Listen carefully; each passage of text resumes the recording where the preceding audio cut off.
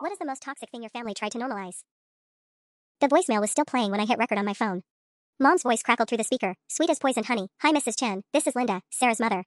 I'm so sorry, but I need to let you know that the wedding this Saturday might not happen. Sarah's having another one of her episodes, and honestly, I don't think she's in the right headspace to make such a big decision. You know how she gets when she's off her medication. I wasn't on any medication. I'd never been on medication. But that didn't stop Mom from spinning her favorite lie to anyone who'd listen. My hand shook as I saved the recording, number 43 in my growing collection. For the past 6 months, ever since I'd started setting boundaries with her, Mom had been calling my wedding guests one by one. Always the concerned mother. Always protecting everyone from her unstable daughter who was going through a difficult time. The irony wasn't lost on me. I was going through a difficult time because of her. Sarah, honey, are you listening to me? My therapist, Dr. Martinez, pulled me back to the present. We were sitting in her office on a rainy Tuesday afternoon, 2 weeks before what might or might not be my wedding, depending on how many guests Mom scared away. She called my maid of honor yesterday, I said, still clutching my phone. Told Jessica that I'd been having concerning conversations about James. Made it sound like I was having second thoughts, like maybe I was making a mistake rushing into marriage. I laughed, but it came out bitter. Jessica's known me since college. She knows I've been with James for 4 years. But even she started asking if I was really okay and if I needed to take some time to think things through. Dr. Martinez nodded, her expression carefully neutral. Over the past year and a half, she'd helped me untangle 30 years of what I thought was normal family dysfunction. Turns out, mothers aren't supposed to scream at their children for breathing too loudly. Family dinners aren't supposed to end with someone sobbing in the bathroom while everyone else pretends nothing happened. And no, it's not normal for a parent to weaponize mental health concerns to control their adult child's relationships. How are you feeling about the birthday party this weekend? She asked. Mom's 60th. The whole family would be there, aunts, uncles, cousins, family friends.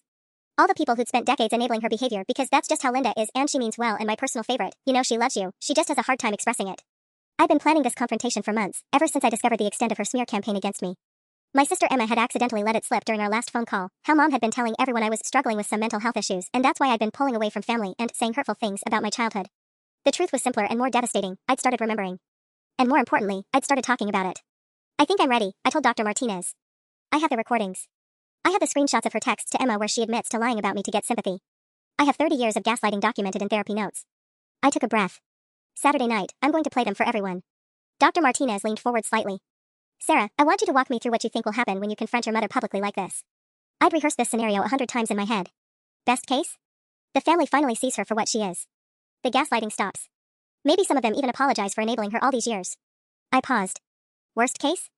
They all turn against me completely, and I lose everyone. And you're prepared for that worst case scenario? Was I? The thought of losing my cousins, especially my cousin Mark, who'd been like a brother to me growing up, made my chest tight. But then I remembered last month's family barbecue, when he'd pulled me aside with that concerned look everyone seemed to be wearing around me lately. Mom told us she'd been having a really hard time, he'd said, voice gentle like he was talking to someone fragile. She said you'd been saying some pretty harsh things about your childhood. Maybe you should consider talking to someone professional about working through whatever's going on. I'd stared at him. Mark, I am talking to someone professional. That's how I figured out that our family isn't normal. He just patted my shoulder sympathetically, like I'd proven his point. The thing is, I told Dr. Martinez, I think I've already lost them. Mom's just been doing it slowly, turning them against me one conversation at a time. At least this way, they'll know the truth before they write me off completely. My phone buzzed. A text from Emma, asterisk Mom's so excited about Saturday. She keeps saying how wonderful it is that the whole family will be together. She has no idea about the surprise.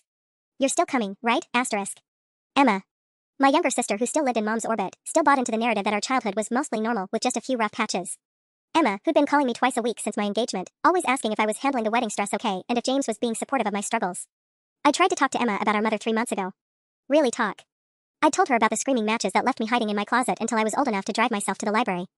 About how Mom used to go through my room when I wasn't home, then confront me about my diary entries or text messages she'd found, always with that wounded expression, I'm just worried about you, sweetheart. About the time she'd called my high school boyfriend's mother to discuss my concerning behavior because I'd wanted to go to prom. Emma had listened, then said quietly, I remember some of that.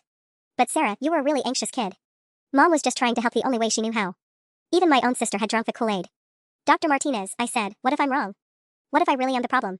It was the question that kept me awake at night, the doubt my mother had planted so deep I wasn't sure I'd ever fully root it out. What if 30 years of being told I was too sensitive, too dramatic, too difficult was actually true? Sarah, look at your phone. Look at those 43 recordings. Would a stable, loving mother call her daughter's wedding guests to sabotage her happiness? I scrolled through my voice memos. 43 separate attempts to destroy the most important day of my life. Each one carefully crafted to sound concerned while systematically dismantling my reputation. No, I whispered. She wouldn't. Then trust yourself. Trust what you know to be true. Saturday couldn't come fast enough. The week before the party, Mom ramped up her campaign. It started with flowers. A massive bouquet of white lilies, my least favorite flower, though she always claimed to forget, delivered to my apartment Tuesday morning with a card that read, asterisk for my beautiful daughter. I'm so proud of the woman you've become. All my love, Mom asterisk. James found me staring at them when he got home from work. Those are pretty, he said carefully. He'd learned to read my moods around anything mom-related. She sent the exact same arrangement to my dorm room sophomore year, I told him. Right after she'd called my resident advisor to report that I was behaving erratically because I'd missed our weekly phone call. Turns out she'd been calling on Tuesdays, but I had organic chemistry lab every Tuesday from 2 to 5. I told her this multiple times. James sat down beside me on the couch. What did the RA say? That my mother seemed very concerned about my mental state and maybe I should consider counseling. I laughed humorlessly.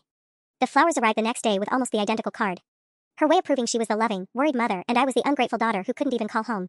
Wednesday brought a voicemail on my work phone, a number she wasn't supposed to have. Hi sweetheart, I tried your cell but it went straight to voicemail. I was talking to Aunt Carol yesterday, and she mentioned she hasn't heard from you in months. I told her you've been overwhelmed with wedding planning, but honestly, I'm getting worried. You're isolating yourself from people who love you. That's not healthy, Sarah. Please call me back. I blocked her number after recording number 37, but somehow she always found new ways to reach me. Thursday's escalation came through Emma. She showed up at my apartment at 9 p.m., clutching a bottle of wine and wearing the expression I'd come to recognize as concerned family intervention face. We need to talk, she said, pushing past me into the living room. If this is about mom, it's about you. Emma set the wine down harder than necessary. Do you know what you're doing to her? She called me crying today, Sarah. Actually crying. She said you won't return her calls, you're shutting out the whole family, and she's terrified she's losing you right before your wedding. I felt that familiar knot forming in my stomach, the one that had been there for as long as I could remember whenever someone told me I was hurting mom's feelings. Emma, I've been in therapy for a year and a half trying to. That's another thing. Emma whirled around to face me.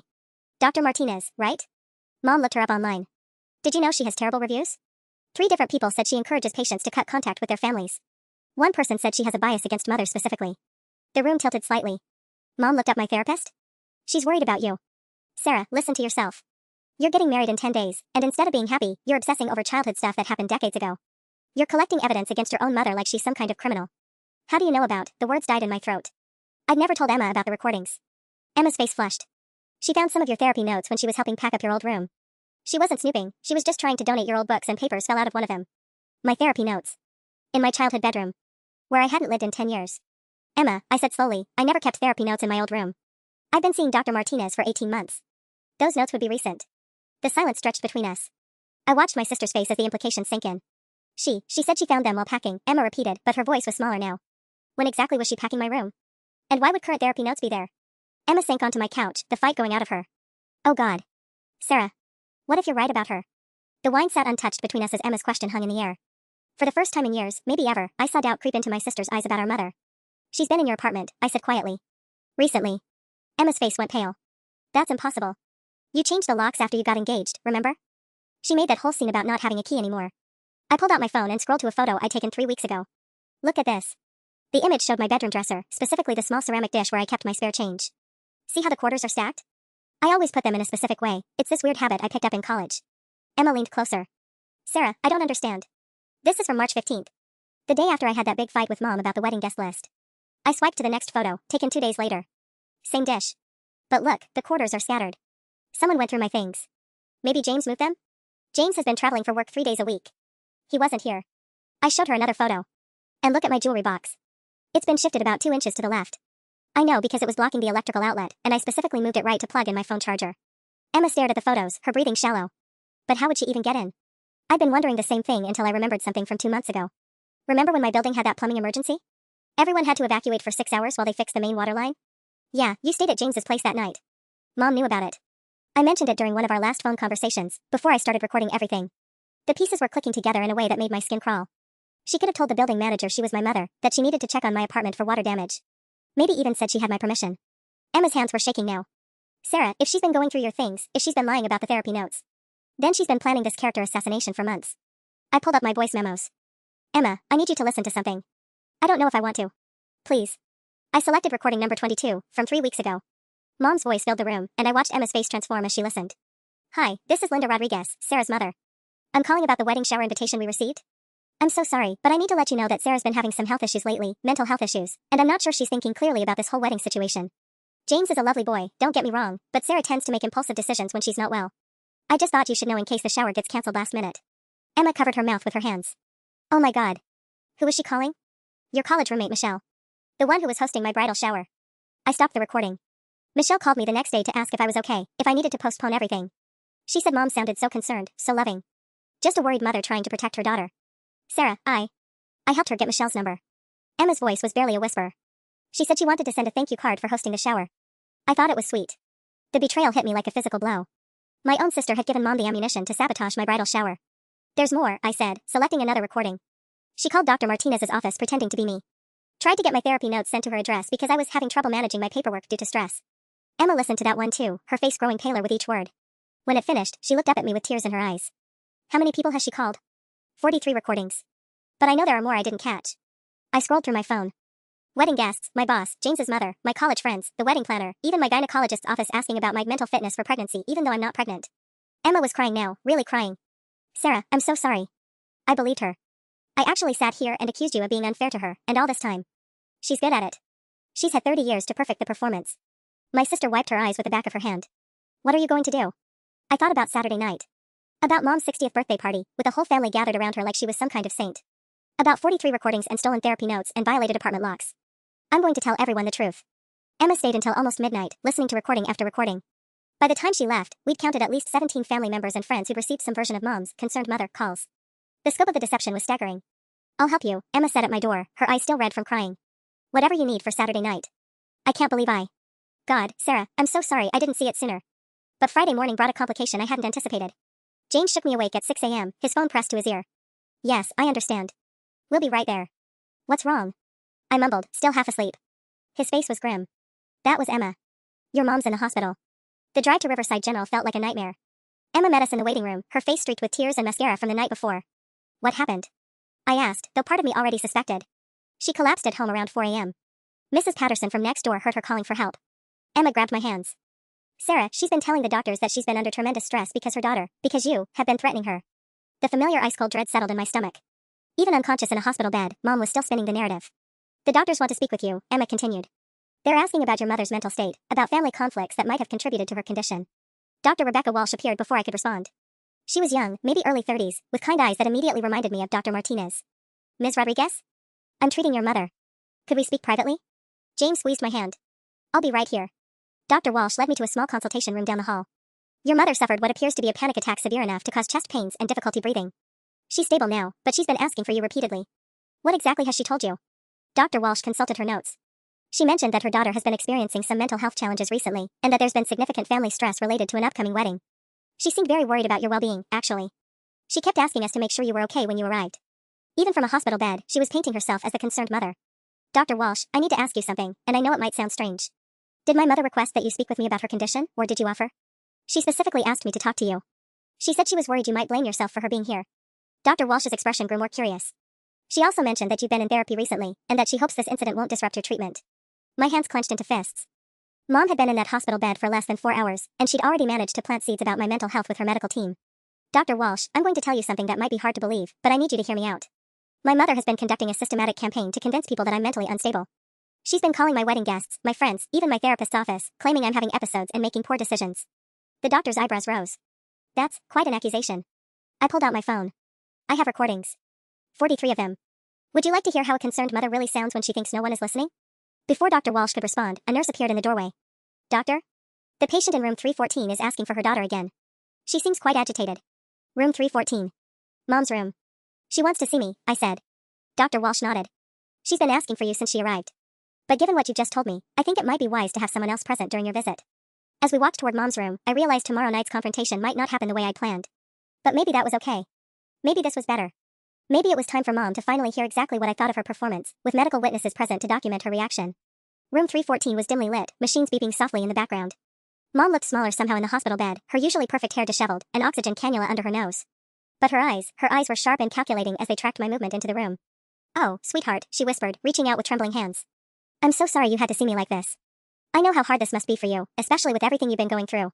Dr. Walsh positioned herself near the door, clipboard in hand. Emma hovered by the window, her face torn between concern and something that might have been suspicion. How are you feeling, Mom? I asked, staying just out of reach of her outstretched fingers. Terrible. Just terrible. Her voice cracked with practiced vulnerability. I couldn't sleep all night thinking about our conversation yesterday. Wait, no, that was Emma I talked to. Sarah, honey, when did we last speak? I'm so confused. It was a masterful performance. The confused, frail mother who couldn't quite remember which daughter she'd spoken to, implying there had been some distressing conversation that led to her collapse. I could see Dr. Walsh making notes. We haven't spoken in 3 weeks, Mom. Not since you left 17 voicemails on my work phone. 17? She blinked rapidly, tears forming. Oh, sweetheart, I would never. I might have called a few times when you weren't returning my calls, but 17? That doesn't sound like me at all. Emma stepped forward from the window. Mom, what were you doing in Sarah's apartment 2 weeks ago? The question hit Mom like a slap. For just a second, maybe less, her mask slipped. I saw calculation flash across her features before the wounded confusion returned. Emma, honey, I haven't been to Sarah's apartment since Christmas. You know she changed the locks. Mom's voice carried just the right note of hurt bewilderment. Are you feeling all right? You both seem so confrontational. I'm worried about you girls. Mrs. Rodriguez, Dr. Walsh interjected gently. Earlier you mentioned that Sarah has been experiencing some challenges recently. Can you tell me more about your concerns? I watched Mom's face transform. This was her moment, her audience, her stage. Doctor, I probably shouldn't say anything. Sarah's very private about her struggles, and I don't want to betray her trust. She glanced at me with what looked like protective motherly love. But since her engagement 6 months ago, she's been different. Paranoid, I suppose you'd call it. She thinks people are plotting against her, recording conversations, going through her things. Dr. Walsh's pen moved across her clipboard. Has she sought professional help? Oh yes, she's seeing someone. Dr. Martinez, I believe? Though I have to say, I'm concerned about the therapy. Sarah's become so angry since she started treatment. She's making accusations about her childhood that simply aren't true.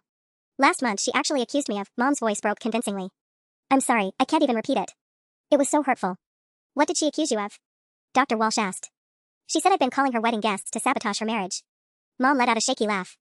Can you imagine? Why would any mother do such a thing? I love James. I'm thrilled about the wedding. The room went silent except for the steady beep of monitors. Emma was staring at Mom with an expression I'd never seen before, like she was looking at a stranger. Mom, I said quietly, I have recordings of you doing exactly that. Oh, honey. Mom's eyes filled with tears. This is exactly what I'm talking about, doctor. She thinks she has evidence of things that never happened. It's so concerning. I pulled out my phone and selected recording number 37, the most recent one. This is from Tuesday morning. You called James's grandmother. Mom's face went very still. Sarah, please don't. But I was already pressing play. Mom's voice filled the hospital room, crystal clear and unmistakably hers. Mrs. Chen, this is Linda, Sarah's mother. I'm so sorry to bother you, but I wanted to give you a heads up about the wedding next Saturday. Sarah's been having some episodes lately, and frankly, I'm not sure she's in the right headspace to get married. I know James loves her, but I'm worried he doesn't understand how unstable she can get when she's off her medication. The silence that followed was deafening. Dr. Walsh had stopped writing entirely. Emma's hand was pressed to her mouth. Mom looked directly at me, and for the first time in 30 years, I saw her without the mask. No tears, no confusion, no wounded mother act. Just cold, calculating fury. You recorded me, she said flatly. 43 times. The machines continued their steady beeping as the three of us stared at each other. Finally, Dr. Walsh cleared her throat.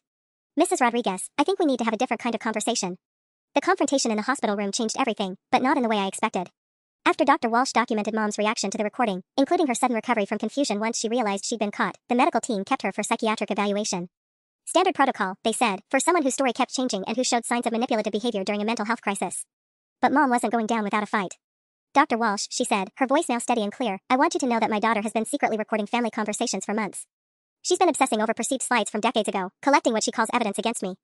I'm genuinely concerned about her paranoia and her vindictive behavior toward family members. It was brilliant, really. Even caught red-handed, she was flipping the script.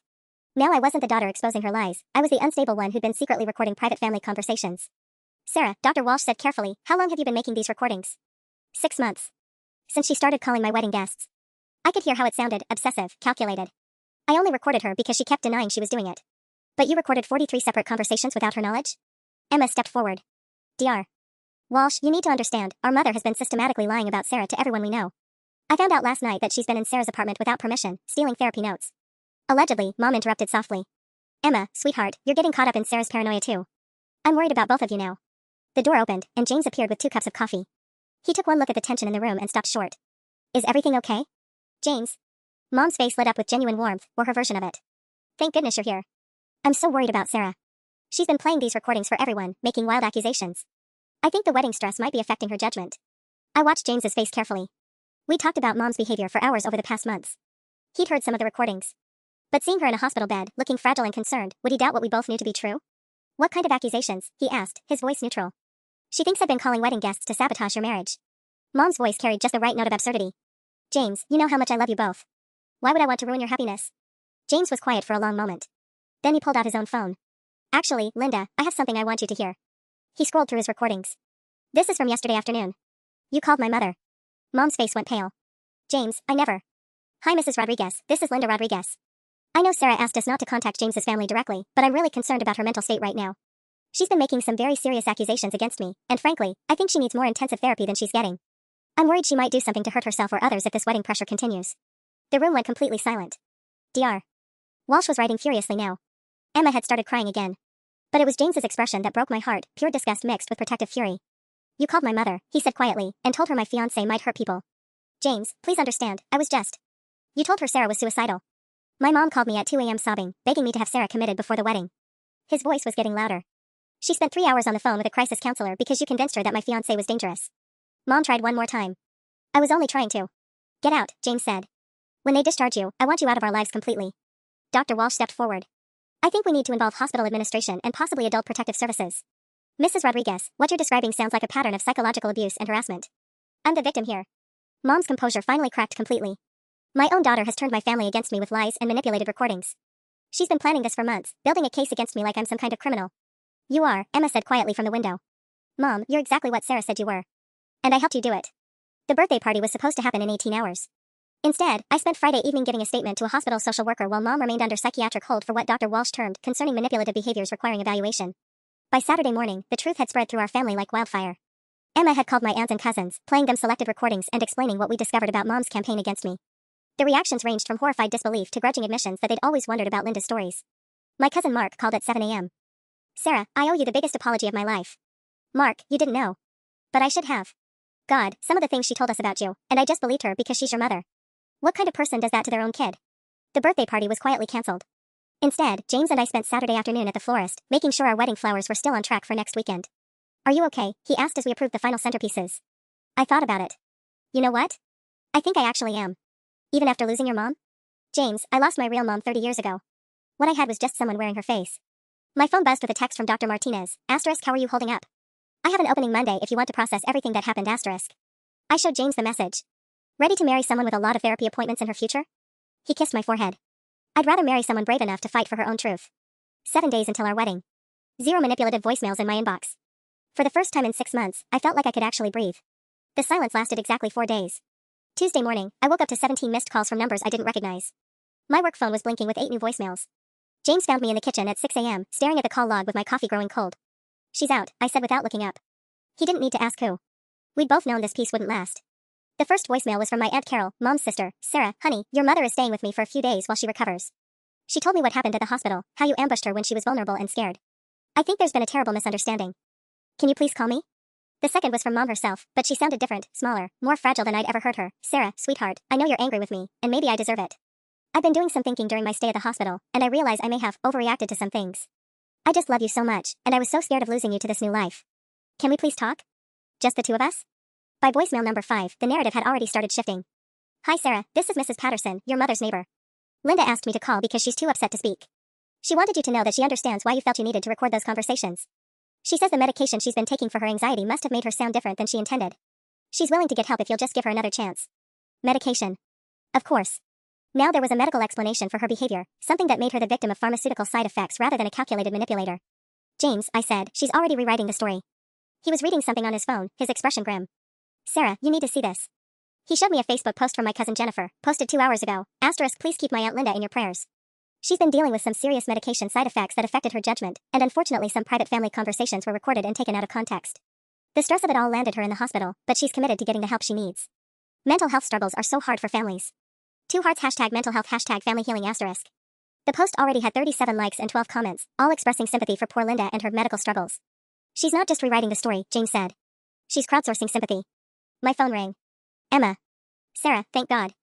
Are you seeing all this? The Facebook post? Yeah. Not just Jennifer's. Mom's been calling everyone, and I mean everyone. She told Grandma Rose that the recordings were from when she was having bad reactions to new anxiety medication. She told Uncle Mike that you were right to be concerned about her behavior, but that she's getting treatment now and hopes the family can heal together. I felt that familiar sick feeling in my stomach. She's making herself the victim who's learned and grown. It gets worse. She's telling people that the hospital social worker said family therapy would be beneficial for everyone involved. She wants to have a healing conversation with the whole family present before your wedding. Absolutely not. Sarah, half the family thinks it sounds reasonable. Aunt Carol posted in the family group chat this morning saying how brave Mom is for admitting she needs help, and how healing it would be if we could all come together to support each other through this difficult time. I closed my eyes. Even when caught red-handed, even after being placed on psychiatric hold, Mom had found a way to turn the narrative back in her favor. Now she wasn't the abusive mother, she was the sick woman who deserved compassion and the chance to make amends. Emma, please tell me you're not buying this. Of course not. But Sarah, I listened to the family group chat voice messages last night. She sounds so different. Humble. Genuinely remorseful. If I didn't know better, if I hadn't heard those recordings myself. You'd believe her. Everyone's going to believe her. The worst part was, I could already picture how it would go. Mom would arrange some tearful family meeting where she'd apologize for her medical episode and thank me for caring enough to document her concerning behavior. She'd praise my strength and maturity in handling such a difficult situation. She'd probably even thank James for protecting me and ask for his forgiveness for putting him in such an impossible position. And everyone would see her as the reformed mother, grateful for her daughter's intervention, while I became the daughter who'd recorded private conversations and ambushed her sick mother in a hospital room. There's something else, Emma said quietly. She wants to make a speech at your wedding. What? She called the venue. Told them she wanted to surprise you with a special mother of the bride speech about how much she's learned from this experience and how proud she is of the strong woman you've become. She said it would be a beautiful moment of healing for the whole family to witness. I felt James's hand on my shoulder, steadying me. Emma, she's not even invited to the wedding anymore. She told the venue coordinator that you'd been angry with her but that you'd worked things out. She said you'd want her there but would be too proud to ask directly. Sarah, she's already paid them $500 to reserve a spot in the speech lineup. The phone slipped from my hands. James caught it, putting it on speaker. Emma, we'll handle the venue, he said. But we need to know, who else is she calling? Everyone. The photographer, the caterer, your wedding planner. She's telling them all that there was a family misunderstanding but everything's resolved now, and she wants to make sure your special day goes perfectly. I stared at James, realizing what Mom was really doing. She wasn't just rewriting the story of the past week, she was positioning herself to rewrite our entire wedding day. One carefully crafted speech in front of all our friends and family, and she transformed from manipulative abuser to loving mother who'd overcome her struggles with her daughter's help. We have to stop her, I said. How? Emma asked. Half the family already thinks you should give her a chance. If you keep fighting this, you're going to look like a vindictive daughter who won't forgive her sick mother. For the first time since this nightmare started, I felt truly trapped. Mom had found the perfect counter-narrative, one that acknowledged my evidence while reframing it as a loving documentation of a concerned daughter helping her struggling mother. James squeezed my hand. Sarah, what do you want to do? I looked at my phone, still buzzing with calls from family members who wanted to discuss Mom's recovery and our family's healing journey. 5 days until my wedding, and my abusive mother had somehow positioned herself as the guest of honor at my own celebration. I want to disappear, I whispered. But even as I said it, I knew running wasn't an option. This was my life, my wedding, my truth. It was time to stop playing defense and go on the attack. Wednesday morning, I woke up with a plan that terrified me almost as much as it excited me. We're eloping, I announced to James over breakfast. Today. He looked up from his coffee, toast halfway to his mouth. What? Think about it. We get married at the courthouse this morning, then Saturday becomes just a party.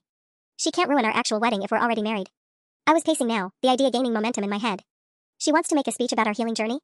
Fine. Let her give it to a room full of people celebrating a marriage that already happened without her. James set down his toast. Sarah, I love the idea, but what about your family? The people who actually support you? That was the problem. In Mom's systematic rewrite of recent events, she'd managed to muddy the waters so completely that I wasn't sure who actually supported me anymore. Emma, definitely. My cousin Mark had seemed genuine in his apology. But Aunt Carol was hosting Mom's recovery, and the Facebook sympathy train was gaining passengers by the hour. My phone rang. Dr. Martinez. Sarah, I hope you don't mind me calling. I wanted you to know that your mother contacted my office again yesterday. What did she want this time? She didn't try to impersonate you this time. Instead, she identified herself and said she was calling to thank me for helping you recognize her medication-related behavioral changes. She said she was grateful that therapy had given you the tools to document concerning patterns so she could get proper medical help. I sank into a kitchen chair. She's thanking you for helping me build a case against her? It gets more interesting. She asked if I'd be willing to participate in a family therapy session before your wedding. She said she wanted to publicly acknowledge how therapy had saved her from a potentially dangerous medication reaction, and she thought it would be healing for the family to hear from me directly about the importance of mental health awareness. Please tell me you said no. I told her that would be highly inappropriate and a violation of patient confidentiality. But Sarah, she's setting up a narrative where you're not the daughter who exposed her abuse, you're the daughter who saved her life by recognizing the signs of medical distress. James was shaking his head in disbelief. She's actually using your evidence against her as proof that you were trying to help her. There's something else, Dr. Martinez continued. I received a call from someone claiming to be a family mediator hired by your extended family. They wanted to know if I'd recommend family therapy for medication-induced behavioral episodes and healing family trauma through understanding and forgiveness. My blood ran cold. She hired a family mediator? The caller left a number. When I looked it up, it belongs to Carol Hendricks, who I believe is your aunt. Aunt Carol wasn't just hosting Mom's recovery, she was actively organizing a family intervention disguised as wedding preparation. Dr. Martinez, what would you do if you were me? That's not a question I can answer as your therapist. But as someone who's watched you fight for your truth for 18 months, I'll say this, don't let anyone else control the narrative of your own life. Not even family. After I hung up, James and I sat in silence for several minutes. Finally, he spoke. The courthouse opens at 9 a.m. We could be married by 10:30. What about Emma? She's supposed to be my maid of honor. So we call her. If she really supports you, she'll understand. I picked up my phone to call Emma, but it started ringing before I could dial. Unknown number. This is Sarah. Hi sweetie, this is Carol. I hope you don't mind Linda giving me your number. I was hoping we could talk about Saturday's celebration. Celebration. Not wedding, celebration. Carol, James, and I are handling the wedding arrangements. Of course you are, honey. But I think there might be some confusion about the family situation. Linda's shown me some very concerning recordings, and frankly, I think there's been a terrible misunderstanding about medication side effects and family communication. I put the call on speaker so James could hear. What kind of misunderstanding? Well, Linda sounds completely different on those recordings, confused, almost manic. Her doctor confirmed that her new anxiety medication can cause personality changes and impaired judgment. The poor thing was basically having extended pharmaceutical episodes for months. Carol, she was calling my wedding guests to tell them I was mentally unstable. Because she genuinely believed you were in crisis, sweetie. The medication made her paranoid and overprotective. But now that she's off those drugs and thinking clearly, she's horrified by her behavior. She wants to make it right. I looked at James, whose expression had shifted to something dangerous. Carol, he said, Linda called my mother and told her Sarah might hurt people. Oh James, I know. Linda's devastated about that call. She said the medication made her feel like everyone was in danger, like she had to warn people. It's actually a documented side effect of the drug she was taking. Every piece of evidence, every recording, every violation, Mom had found a way to reframe all of it as the tragic tale of a loving mother whose medication had temporarily altered her judgment. She wasn't the villain of this story anymore. She was another victim. And the beautiful thing, Carol continued, her voice warming with what sounded like genuine emotion, is that Linda wants to use Saturday's celebration to educate people about medication side effects. She's planning to donate $5,000 to mental health awareness in your honor, Sarah. She wants to turn this whole experience into something positive. I felt the room spin slightly. $5,000. A public donation in my name, at my own wedding, to mental health awareness. It was brilliant and sickening at the same time. She's also reached out to that lovely Dr. Martinez, Carol went on.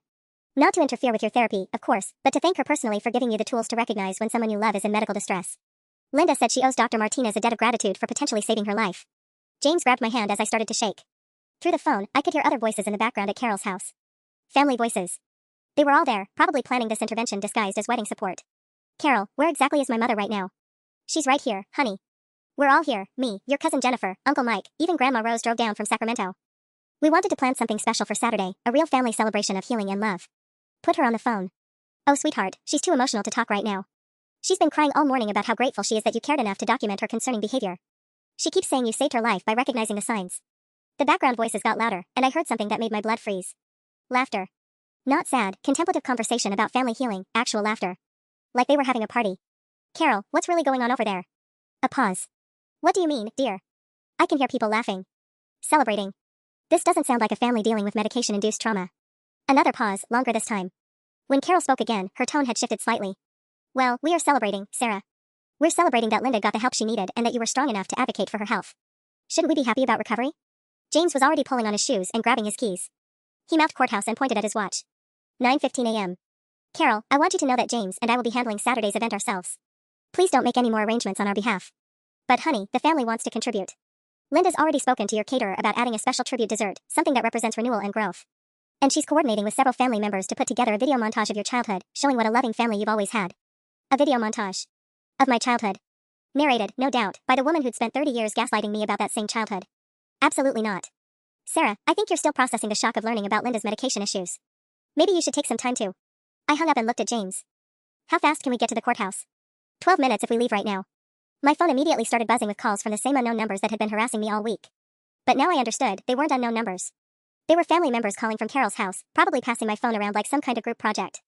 James, what if Emma thinks we're crazy for eloping? Then we'll know where she really stands. I called Emma while James drove. She answered on the first ring. Sarah, thank God. Are you okay?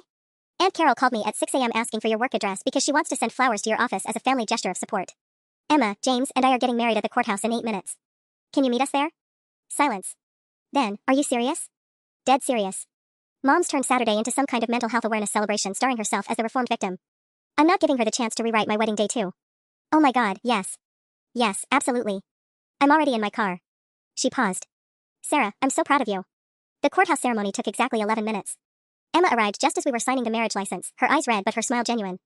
The judge, a kind woman in her 60s, pronounced us husband and wife at 10:47 a.m. on a Wednesday morning in a sterile government building that smelled like floor cleaner and old coffee. It was perfect. So what happened Saturday?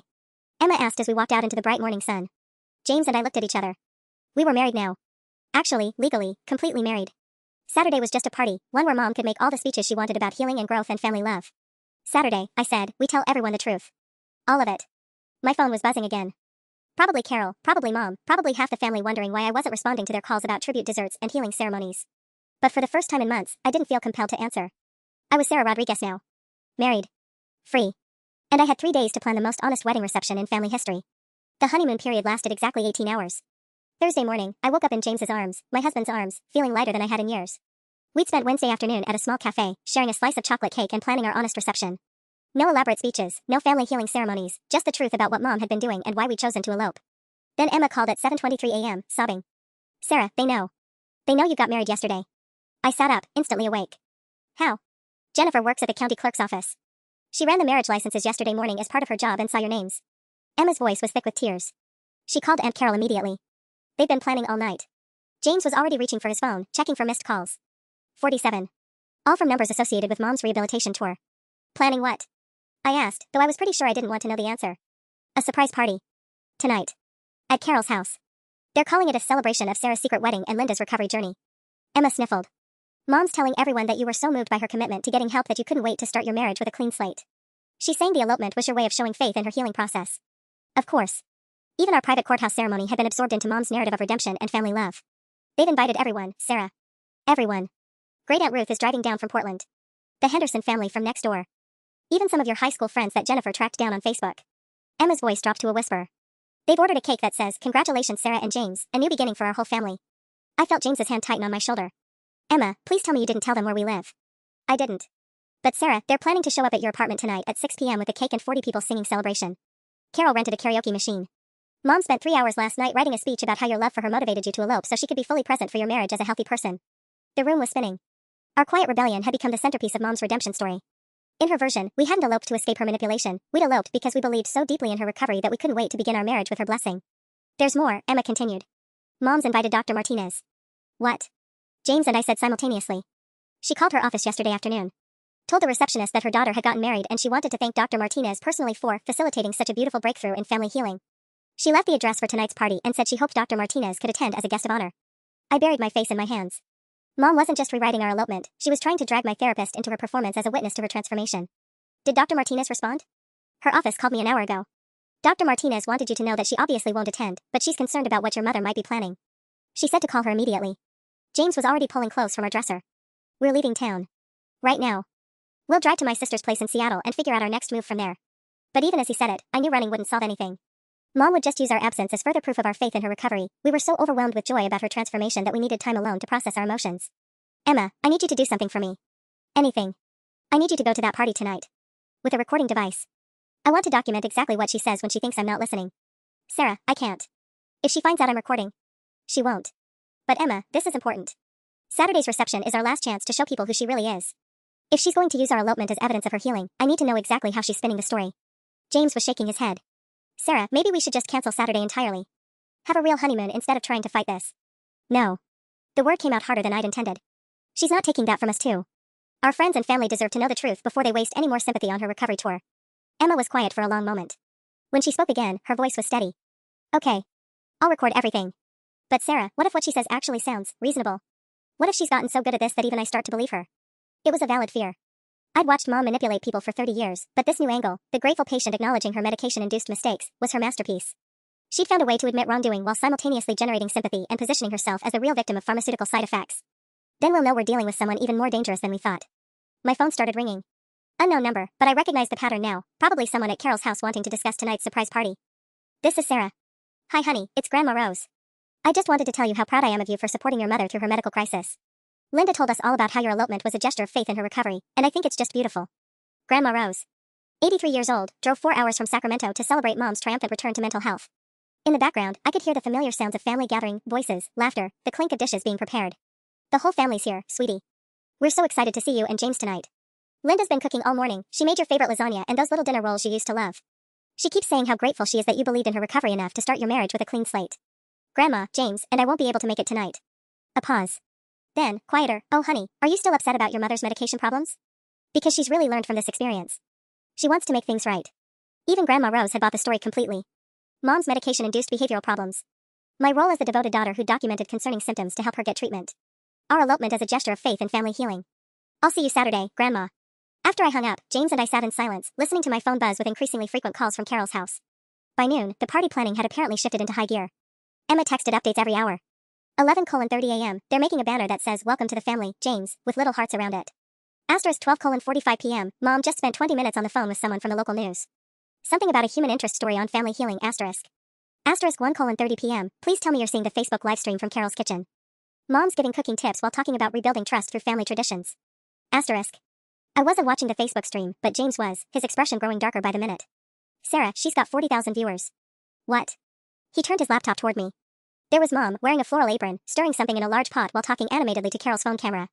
The comments were scrolling by faster than I could read them, but I caught enough. What a strong woman. Family healing is so beautiful. Lucky daughter to have such a devoted mother.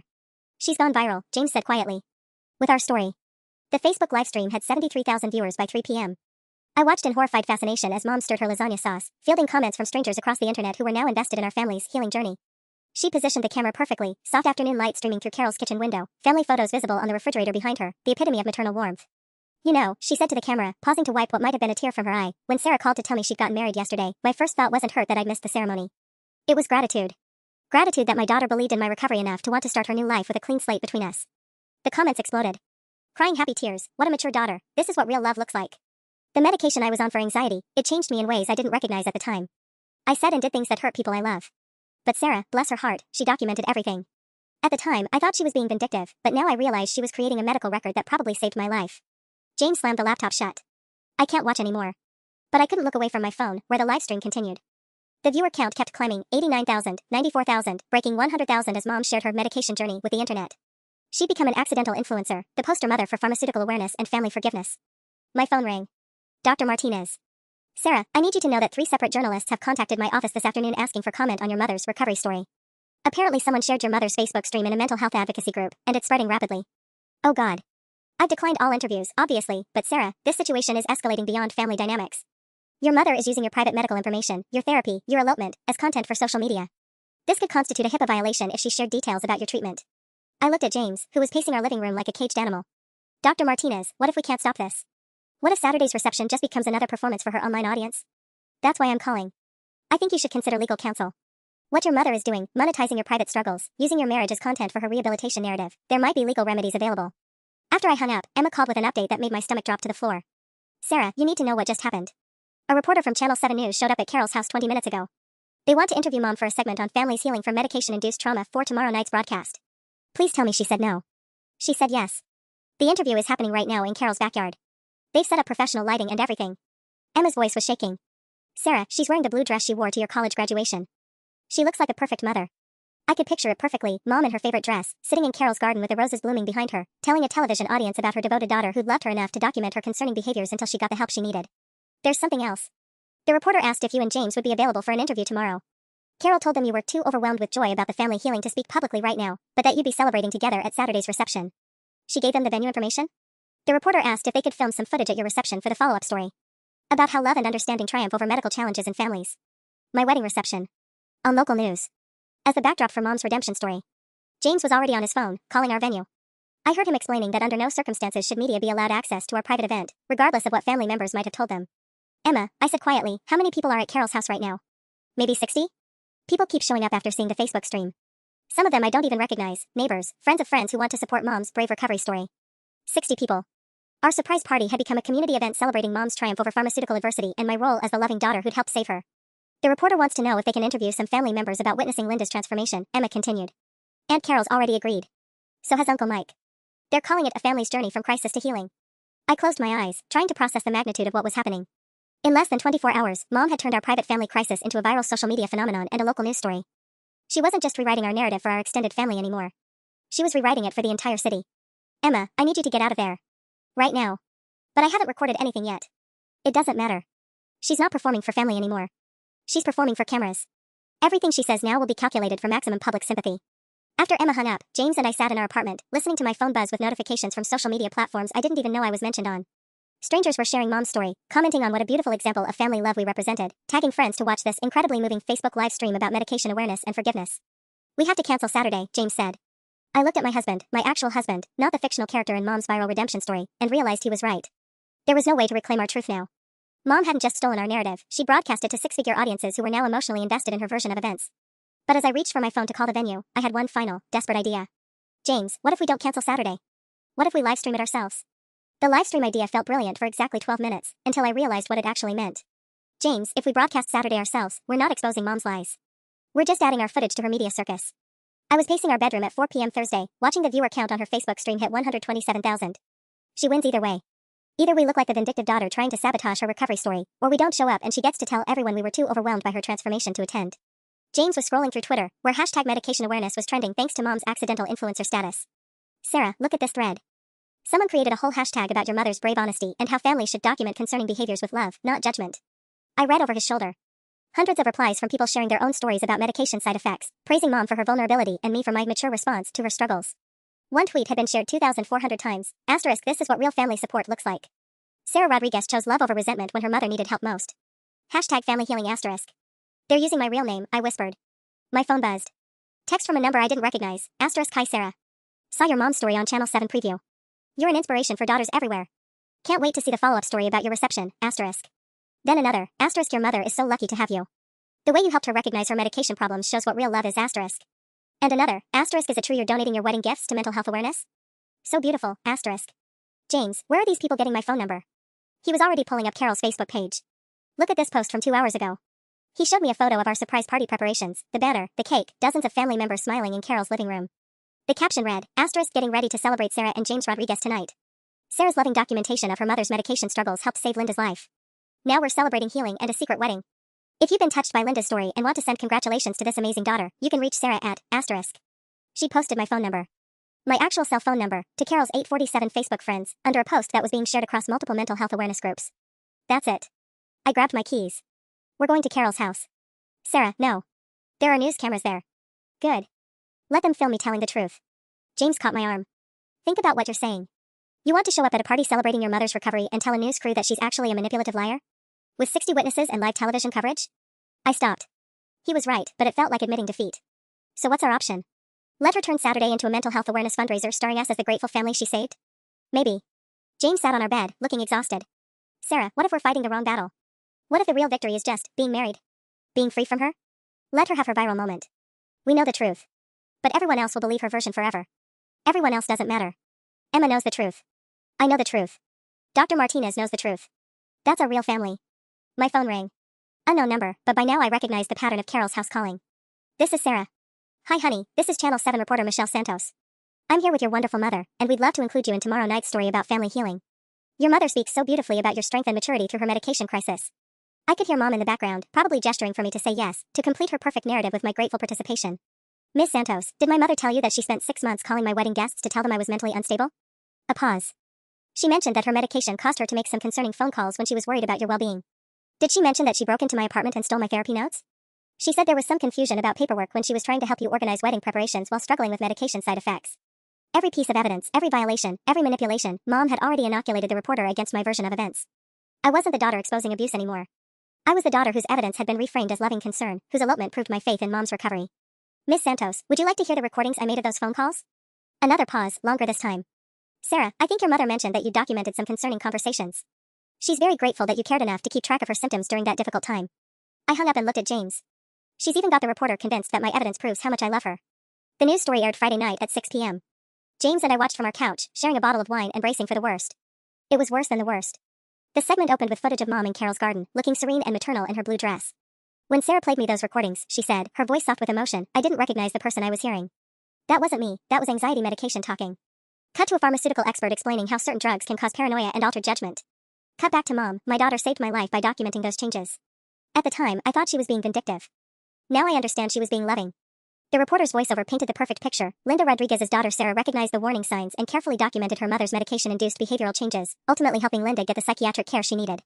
They showed clips from yesterday's Facebook livestream, with comments from viewers praising both mom's honesty and my maturity. They interviewed Carol, who called our elopement a beautiful gesture of faith in Linda's recovery. The segment ended with mom looking directly into the camera. Tomorrow, we're celebrating Sarah's marriage and our family's healing at her wedding reception. It's proof that love and understanding can overcome any challenge.